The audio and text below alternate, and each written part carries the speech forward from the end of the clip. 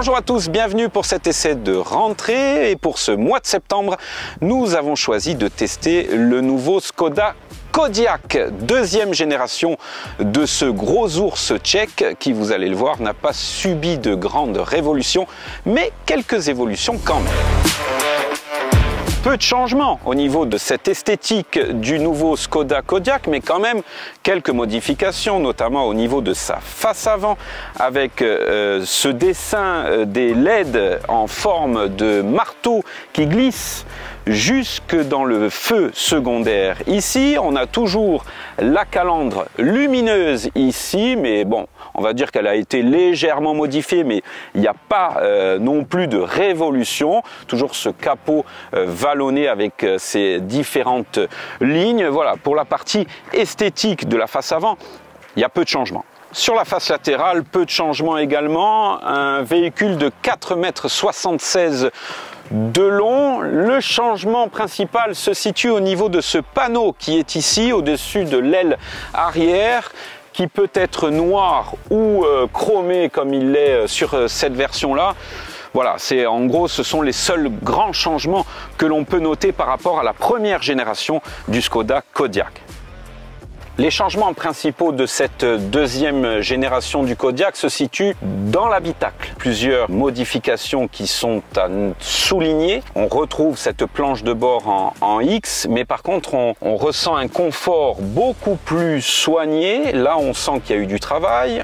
On a aussi une technologie numérique et digitale qui a été renouvelée. On a un écran de quasiment 13 pouces ici pour le multimédia et un écran de 10 pouces et demi ici pour le conducteur.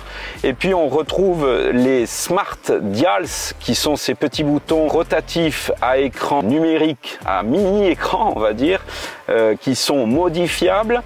Et ça, on va dire qu'on se rapproche véritablement du premium. Ensuite, double boîte à gants ici. Au niveau des matériaux, sur cette version sélection, nous avons du cuir mais aussi de l'alcantara. Ici, on a un rappel d'ardoise sur du plastique. C'est un parti pris. Au niveau des poignées de porte, c'est assez soigné aussi. On va dire quand même qu'on est très proche du premium. Le volant, par contre, il est très simple. On n'est pas allé chercher très loin du côté de chez Škoda, mais bon, il fait le job. On a la plupart des commandes au volant. On est sur une boîte, bien sûr, automatique à 7 rapports sur cette version-là. On va voir la motorisation ensuite. Et puis, chez Škoda, toujours autant de rangements. On a un chargeur à induction ici. On a des rangements partout. Ils sont très profonds. On en a dans tous les coins. Ça, c'est la marque tchèque. Vraiment, à ce niveau-là, il n'y a pas d'erreur. Voilà, il n'y a pas vraiment de fausses notes sur l'habitacle. C'est plutôt une très bonne surprise à ce niveau-là. Nous sommes sur une version 7 places de ce Kodiaq. Là, nous avons laissé la troisième banquette rabattue. Mais déjà, sur cette version 5 places, on va dire, on peut se rendre compte du confort de l'intérieur de ce Kodiaq. Également aux places arrière avec une assise très confortable. On a de la hauteur sous toit.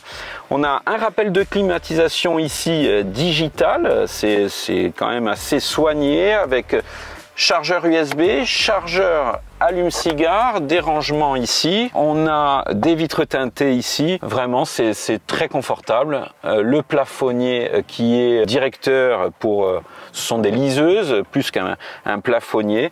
Vraiment, c'est assez soigné. Et puis l'accoudoir central, si vous voyagez à 4 avec un porte-gobelet, accoudoir central qui se transforme en trappe à ski ou à paddle ou à kite, enfin ce que vous voulez. Enfin, en tous les cas, c'est bien pratique et c'est plutôt bien étudié. Bon, la face arrière, on va dire que c'est peut-être le petit bémol de ce Kodiaq avec cette bande rouge qui ne s'allume pas.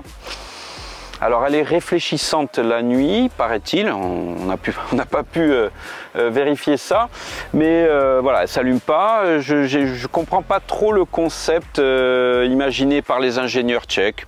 À la rigueur, voilà, s'il y avait quelque chose à redire sur l'esthétique de ce SUV, c'est ça. Bon, passons.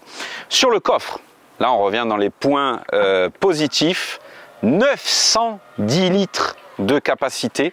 C'est du géant, hein, franchement, c'est incroyable. Alors là, on est toujours en version 5 places et puis on a deux poignées ici pour faire descendre la banquette. Terminer d'aller la chercher, la pousser, non, elle descend toute seule. Et là, alors là, on approche les 2000 litres. C'est limite un utilitaire. Non, franchement, très gros point positif à ce niveau-là pour le Kodiaq. Il est temps d'aller tester ce nouveau Kodiaq sur la route. Sur cette version-ci, nous avons un moteur essence 1,5 litre TSI, 150 chevaux. C'est le 4 cylindres, un micro-hybride non rechargeable. On va voir ce que ça va donner sur la route. Alors, sur cette version-là, nous avons donc un moteur essence 1,5 litre TSI, 150 chevaux. Il y a différentes motorisations. On a du diesel et puis on a de l'hybride rechargeable qui sera le moteur, on va dire, phare de ce nouveau Kodiaq, le moteur PHEV.